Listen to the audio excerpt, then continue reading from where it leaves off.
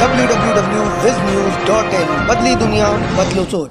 आइए आज हम चलते हैं सलकनपुर, जो कि भोपाल से लगभग 80 किलोमीटर की दूरी पर है। भोपाल से इसके दो मार्ग हैं। एक मार्ग हबीबगंज से सीधा सलकनपुर की ओर जाता है और वहीं दूसरा मार्ग कोलार डैम से होते हुए जाता है। पूरे देश प्रदेश से लोग मां के दर्शनों हेतु आते हैं। मां को विंध्यवासिनी के नाम से भी जाना जाता है, क्योंकि यह विंध्य पर्वत की श्रृंखला में माना गया है।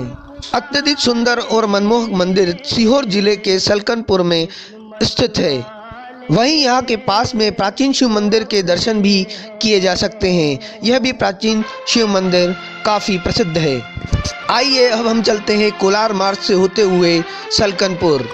कोलार मार्ग से जब हम सलकनपुर के लिए जाते हैं तो हमें बेतवा नदी का उद्गम स्थल दिखाई देता है, जो कि विंध्याचल की पर्वतमाला के मध्य स्थित है। बेतवा नदी का उद्गम स्थल झिरी रातापानी अभ्यारण्य के अंतर्गत आने वाले इस स्थल पर प्राकृतिक रूप से पानी की एक झील निकली हुई है। इस झील से कई सौ साल वर्षों से पानी निकल रहा है। यह पानी भोपाल, रायसेन और विदिशा जिले से होता हुआ जमुना नदी में मिलता है। वहीं इस मनमोहक दृश्य को देखते हुए जब हम आगे निकलते हैं तो हमें मिलता है कोलार डैम।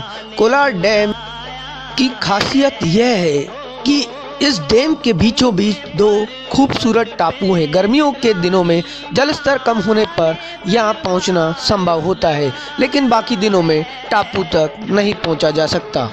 वहीं टापू के बीचों बीच शिव मंदिर बना हुआ है। चूँकि पानी जब कम होता है तभी लोग शिव मंदिर पर दर्शन करने पहुँच पाते हैं। प्राकृतिक सौंदर्य का आनंद लेते हुए अब हम पहुँच गए हैं सलकनपुर धाम। देवी मंदिर 1000 फीट की ऊंची पहाड़ी पर स्थित है। मंदिर पर पहुंचने के लिए भक्तों को 1400 सीढ़ियों को पार करना पड़ता है। रोपवे शुरू हो चुका है, जिसकी मदद से 5 मिनट में पहुंचा जा सकता है। वहीं मंदिर तक पहुंचने के लिए सड़क मार्ग भी बनाया गया है एवं साथ ही वाहन को पार्क करने के लिए पार्किंग स्थल भी मौजूद है। शुरू से ही लोगों के मन में मां विजयासन धाम की उत्पत्ति, प्राकट्य मंदिर निर्माण को लेकर जिज्ञासा रही है। पुराणों के अनुसार विजयासन माता मां पार्वती का ही अवतार है, जिन्होंने देवताओं के आग्रह पर रक्तबीज नाम के राक्षस का वध किया और सृष्टि की रक्षा की। विजयासन देवी को कई लोग कुल देवी के रूप में भी पूजते हैं। भक्तों की ये श्रद्धा है कि इस देवी धाम का महत्व किसी शक्तिपीठ से कम नहीं है। श्रीमद् भागवत पुराण में भी इसका उल्लेख मिलता है।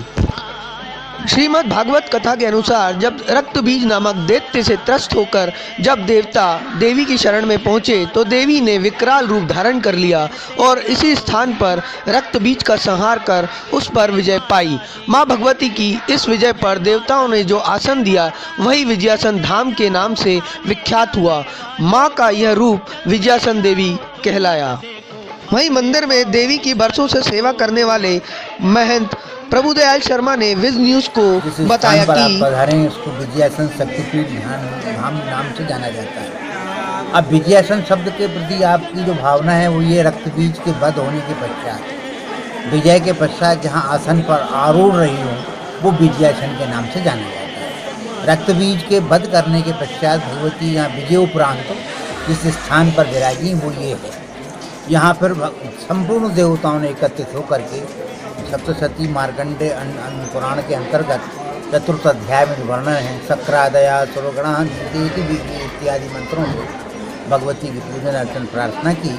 भगवती ने अपने अपने जो है आसन पर, अपने अपने स्थान पर, अपने अपने अधिकार पर सभी देवताओं को स्वस्थ किया और अपने अपने स्थान पर प्रस्थान किया। तब से लेकर आज तक आप हम सब इस स्थान को दर्शन प्राप्त कर रहे हैं। विजयासन भगवती रक्तबीज के विजय के पश्चात, और दूसरी बात ये कि जया और विजया नाम की दो भगवती परिचारिकाएँ हैं जो अनंत ब्रह्मांड की सूचनाएं माँ भगवती के श्री चरणों में क्षण क्षण प्रतिपल सूचना देती रहती है। विजया भगवती के दर्शन के दो महत्वपूर्ण हैं, एक तो विजय प्राप्त होती है और जो भी कामनाएँ आप करते हैं वो कामना पूर्ण होती है। यहाँ वर्ष में 4 पर्व लगते हैं, आश्विन नवरात्रि, वासंत नवरात्रि, माघ शुक्ल पक्ष और वैशाख शुक्ल पक्ष 4 पर्व लगते हैं।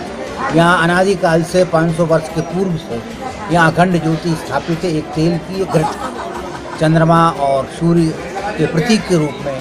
दूसरे यहाँ भद्रानंद स्वामी जो हैं वो तपस्या की धूनी अखंड स्थान पर प्रज्वलित है, उसी की भस्म आप हम ग्रहण करते हैं, अपनी कामनाओं को पूर्ण करते हैं। इस तरह बासंत नवरात्रि में और अश्विन नवरात्रि में विशेष पर्वों का आह्वान रहता है। चारों दिशाओं से गंध अक्षत पुष्प ध्वजा नारियल लेकर के श्री चरणों में भगवती गंध अक्षत को समर्पित कर अपनी कामनाएं पूर्ण करते हैं। और जो आप देखिए प्रत्यक्षम कम प्रमाणम, आप प्रत्यक्ष देख रहे हैं, इसी स्वयंभू पीठ है, जो बीच की प्रतिमा आप देख रहे हैं वो भगवती स्वयं विद्यमान है।